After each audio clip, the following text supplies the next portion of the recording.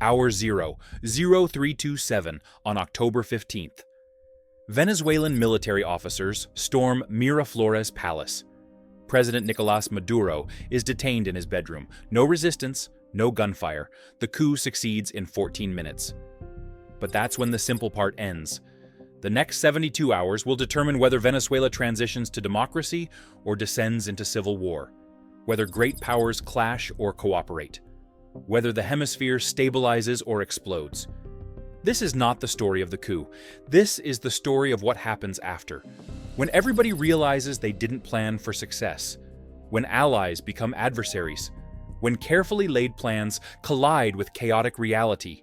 72 hours, 4,320 minutes, every single one matters.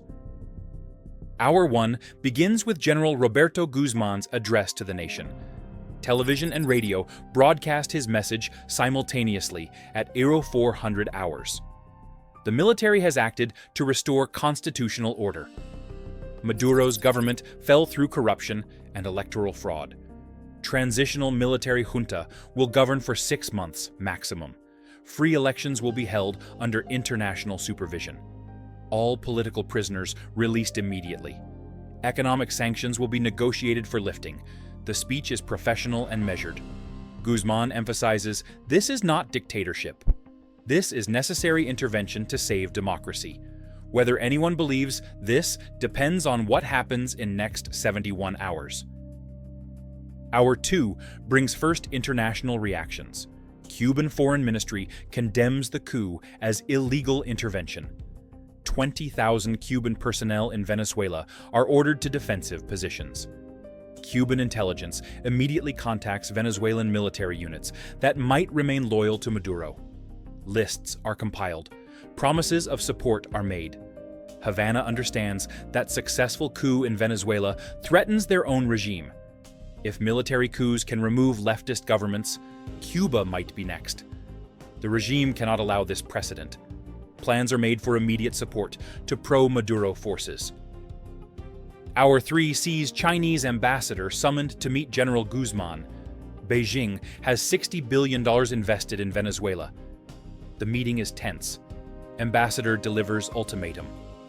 China does not recognize military government. Maduro must be restored immediately. All Chinese contracts must be honored. Guzmán attempts diplomacy. He assures ambassador that Chinese investments are safe. Commercial relationships will continue, but Maduro will not return. The ambassador is unmoved. He reports to Beijing that stronger measures are necessary. China begins preparing military response. What's your prediction for how this ends? Type A if you think the coup succeeds. Type B if you think Maduro returns to power. Hour 6 brings the first military defection. The 41st Armored Brigade, stationed in Maracay, refuses to recognize the junta. Brigade Commander General Luis Torres was personally appointed by Maduro. He announces via radio that the coup is illegal. His brigade will restore legitimate government. The 41st Armored controls 80 Russian T-72 tanks and 3,000 troops. This is Venezuela's most powerful ground unit. Torres orders immediate advance on Caracas. The civil war has begun. Junta forces must respond. But most units remain neutral. Nobody wants to fight fellow Venezuelans. The indecision paralyzes military effectiveness. Hour 9 sees American satellites detect unusual activity. 2 Chinese Y-20 transport aircraft depart military airbase near Beijing. Flight path indicates western trajectory. These heavy transports can carry 200 fully equipped troops each. Estimated arrival time in Venezuela is 18 hours. Pentagon analysts assess the intelligence. If Chinese special forces land in Venezuela and link up with pro-Maduro units, they could reverse the coup. Combined Chinese military expertise and Venezuelan heavy armor would be formidable. The intelligence goes immediately to White House. Decision time is approaching faster than anyone expected. Hour 12 brings combat. The 41st Brigade reaches southern suburbs of Caracas. They encounter the 23rd Infantry Brigade, loyal to the junta. The infantry has anti-tank weapons, but limited armored support.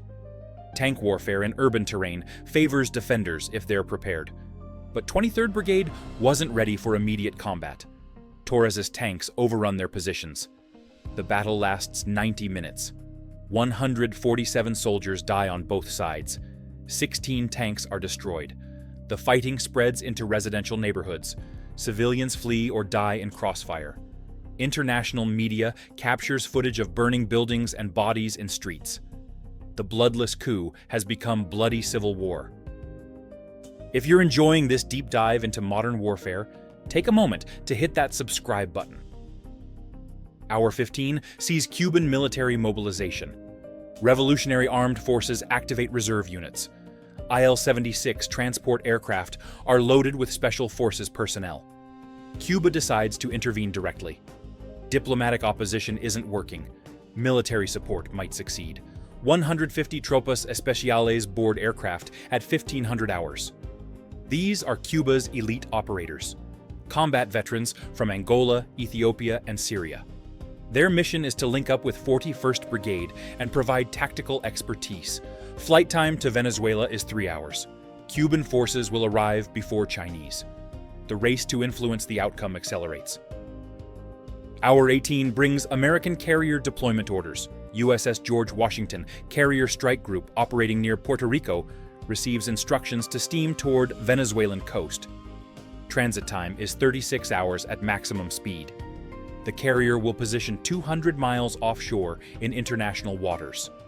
Official explanation is protection of American citizens. Real purpose is preventing external military intervention. The deployment sends clear message. This is Venezuelan internal matter. Foreign military intervention will not be tolerated. But whether America will actually enforce this red line remains uncertain. Hour 21 sees General Guzmán's first major crisis. His forces are losing ground to 41st Brigade. Cuban intervention is imminent. If Torres reaches the presidential palace, the coup fails. Guzmán and his officers face execution for treason. He must make terrible choice, fight to death, surrender and face consequences, or request American military assistance. The third option means Venezuela becomes proxy battleground. But losing means death. Survival instinct is powerful. At 2100 hours, Guzmán contacts American embassy through secure channel. He requests emergency air support against 41st Brigade. The message is clear. Help us or we die, and Maduro returns. Hour 24 marks end of day 1. The coup that succeeded in 14 minutes has triggered cascading crisis. Civil war between Venezuelan factions. Cuban military intervention planned. Chinese forces in transit. American carrier deploying. Colombian military on high alert at border. Brazil expressing concerns about regional stability. The situation that was supposed to bring clarity has created chaos. Every player pursues different objective. Every action generates unexpected reaction. The complexity exceeds anyone's ability to control. The next 48 hours will determine whether the chaos escalates to international war or resolves into new stability. Don't miss what comes next. Make sure you're subscribed so you never miss an analysis like this. Hour 27 brings Cuban arrival. Transport aircraft land at Maracaibo Airport, controlled by pro-Maduro forces. The 150 Special Forces personnel immediately deployed to join 41st Brigade. Cuban advisors assess tactical situation with Torres. Their recommendation is immediate. Press the attack on Caracas before junta consolidates power. Delay favors the enemy. Torres agrees. At Aero 300 hours, day 2, combined Venezuelan-Cuban force resumes advance. The attack is better coordinated now. Cuban tactical expertise improves Venezuelan effectiveness. Junta forces fall back. By 0600 hours, pro-Maduro forces control half of southern Caracas. Victory seems possible. Hour 36 sees emergency White House Situation Room meeting. President receives briefing on deteriorating situation. Military options are presented. Option 1. No intervention. Let Venezuelans fight it out. Risk is Maduro loyalists win and Cuban-Chinese influence increases. Option 2. Limited airstrikes to stop 41st Brigade advance. Risk is escalation if Cuban personnel are hit. Option 3. Full intervention with ground forces. Risk is massive escalation and war with China. President must decide. Every option is bad. But doing nothing means junta collapses and Maduro returns. That's unacceptable. At 1200 hours, day 2, President authorizes Option 2, limited airstrikes against armored column only. Rules of engagement prohibit targeting Cuban or Chinese personnel directly. Hour 40 brings American military intervention. 2 FA-18 Super Hornets launch from USS George Washington. They carry AGM-65 Maverick anti-armor missiles. The aircraft arrive over southern Caracas at 1600 hours, day 2. Pilots identify lead tanks in advancing column. Targeting data confirms no Cuban personnel in immediate vicinity. 6 missiles launch, 6 tanks explode. The column halts immediately. Survivors take cover in buildings. The advance stops. American intervention achieved immediate objective, but it also means America is now party to Venezuelan civil war. There's no walking back from this decision. Hour 43 sees Chinese diplomatic explosion. Foreign Ministry holds emergency press conference. Spokesperson condemns American aggression in strongest terms. Violation of Venezuelan sovereignty. Illegal military intervention. China will take all necessary measures to assist legitimate government. But the aggressive language cannot hide underlying reality. Chinese transport aircraft are still 6 hours from Venezuela. Even when they arrive, Chinese special forces will be outnumbered and outgunned. American carrier air power controls the battlefield. Chinese intervention attempt has failed before it began. Beijing faces humiliating lesson in limits of power projection. They can threaten. They cannot actually respond effectively at 10,000 miles distance. What would you have done if commanding the Cuban forces at this moment? Comment your answer below. Hour 48 marks day 2, ending. The military situation has stabilized. American airstrikes stopped pro-Maduro advance. But they didn't destroy the force. Torres and his Cuban advisors recognize they cannot advance against American air power. But they don't have to. Defensive positions in southern Caracas are sustainable. They control territory. They have heavy weapons. Dislodging them requires ground assault that junta forces cannot execute. Military stalemate has developed. Neither side can win decisively. This is exactly the situation that prolongs civil wars indefinitely. Hour 54 brings Colombian military activity. President Santos faces impossible situation. Venezuelan civil war is creating refugee flow across border. Already 500,000 Venezuelans fled fighting in first 48 hours. Colombian border regions cannot handle this influx. Worse, Venezuelan military units are abandoning equipment as they flee. Weapons, ammunition, and vehicles are being looted. Some fall into hands of Colombian guerrilla groups. This threatens Colombian internal security. Santos decides Colombia cannot remain passive. At 0600 hours, day 3, Colombian military crosses border to establish security buffer zone. 20 kilometers deep, the mission is to prevent refugee chaos and secure abandoned Venezuelan military equipment. But Colombian forces in Venezuelan territory adds another international dimension to the crisis. Hour 57 sees Brazilian response. Brasilia has been watching nervously. Brazilian military moves to northern border positions. Defense Minister makes clear Brazil will not intervene unless fighting spreads to border regions. But preparations are made just in case. South American stability is crumbling. The Venezuelan crisis is metastasizing. Every neighboring country must prepare for spillover. The regional security architecture is fracturing under pressure of Venezuelan civil war. Hour 60 brings unexpected development. Elements of Venezuelan Air Force defect to Colombia.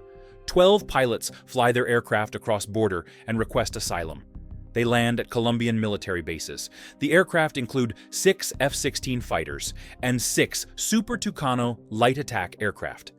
This is significant loss of Venezuelan air power. But more importantly, it demonstrates morale problems among Venezuelan forces. When pilots abandon aircraft and flee, it indicates military cohesion is breaking down. Junta cannot count on forces that might defect at any moment. Pro-Maduro forces likewise suffer desertions. Both sides are bleeding personnel. This kind of detailed tactical breakdown takes hours to research. Subscribe to help us keep making them. Hour 63 sees humanitarian crisis emerging. 2 days of urban combat in Caracas has created 250,000 internally displaced persons. Hospitals are overwhelmed. 372 civilian casualties confirmed.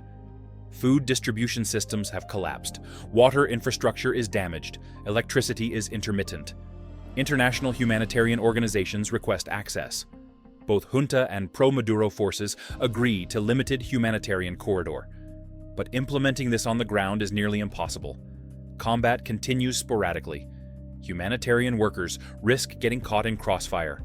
The suffering of ordinary Venezuelans accelerates regardless of which faction wins. Hour 66 brings Chinese transport aircraft finally arriving in Venezuelan airspace. But they face immediate problem. American FA-18s intercept the transports 100 miles from Venezuelan coast. Radio warning is transmitted. Chinese aircraft are entering area of active military operations. For safety reasons, they should divert to alternative airports. The message is diplomatic.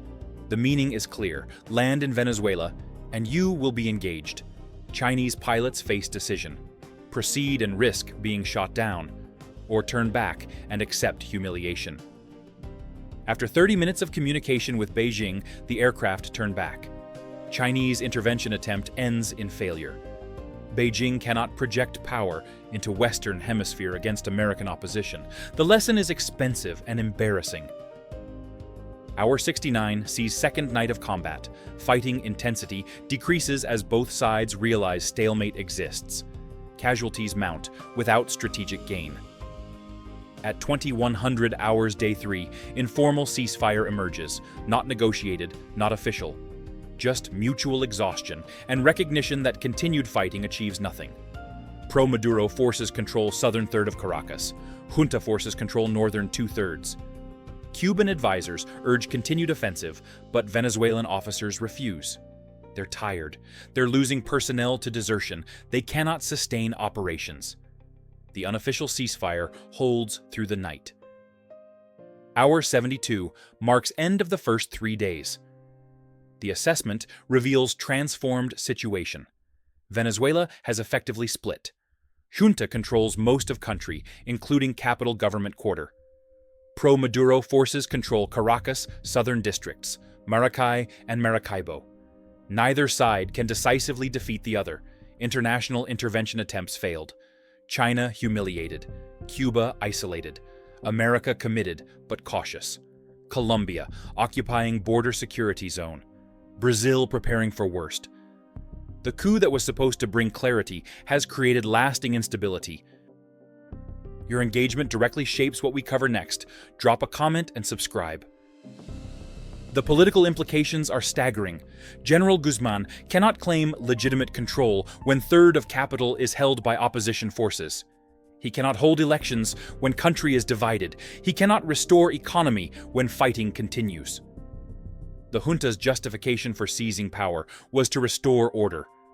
But the coup created disorder worse than the problem it claimed to solve.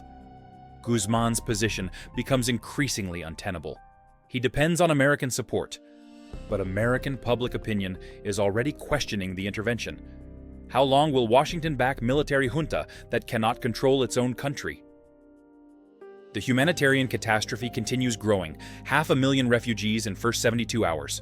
If that rate continues, 2 million will flee in 3 weeks. Colombia cannot absorb them. Brazil cannot handle them. Caribbean nations certainly cannot.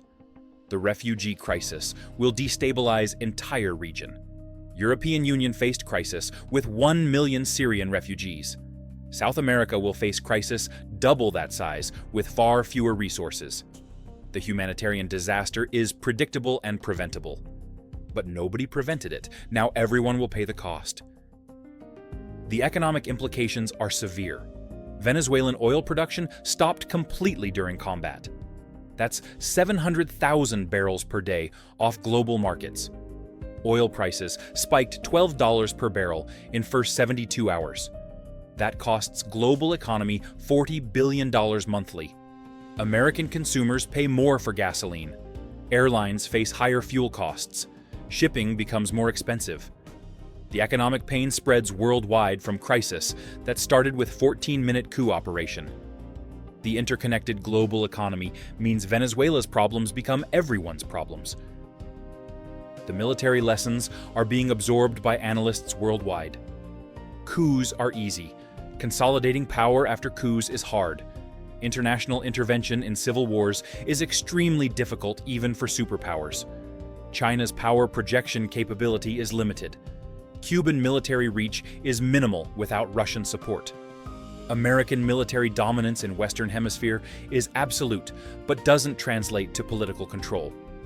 These lessons will inform future conflicts. The next coup plotters will study what Guzmán did wrong. The next intervention attempt will avoid Chinese mistakes. The education provided by Venezuelan crisis is expensive. The tuition is paid in Venezuelan blood. If you made it this far, you're the core of our community. Like, subscribe, and hit that bell. The diplomatic isolation of all parties is remarkable. Junta cannot get international recognition because their military government that triggered civil war. Pro-Maduro forces cannot get recognition because they represent regime that was corrupt and illegitimate. Cuba is condemned for military intervention. China is mocked for failed intervention. America is criticized for supporting military coup. Every player acted according to their interests. Every player is worse off than before the coup. This is not zero-sum game. This is negative-sum game where everyone loses. The regional organizations are paralyzed. Organization of American states cannot agree on statement. Member countries are divided. Some support regime change. Others oppose military coups. Nobody can find middle ground. United Nations Security Council is likewise deadlocked. Russia and China demand condemnation of American intervention. America vetoes any such resolution. The institutional architecture for managing international crises proves inadequate. When great powers disagree, institutions become irrelevant. Power matters more than procedure. The Venezuelan people are the ultimate victims. They didn't ask for the coup. They didn't want civil war. They just wanted functioning economy and honest government. Instead, they got military combat in their neighborhoods. They got refugee crisis. They got humanitarian catastrophe. The coup was supposedly for their benefit, but they're paying the cost while military officers and foreign powers pursue strategic interests. This is recurring tragedy of regime change. The people who supposedly benefit suffer most, while outsiders compete for influence. The path forward from Hour 72 is unclear. Negotiations seem unlikely. Neither side trusts the other. Military victory is impossible for either faction. International intervention failed. Sanctions cannot resolve civil war. Humanitarian aid addresses symptoms, not causes. The most likely outcome is frozen conflict. Neither side defeats the other. Both control territory. Low-intensity combat continues indefinitely. Venezuela becomes another failed state, plagued by civil war that nobody can resolve and nobody can ignore. Syria, Libya, Yemen. Venezuela joins this tragic list. The alternative is negotiated settlement. But negotiation requires mediators both sides trust. Who could serve this role? Not America.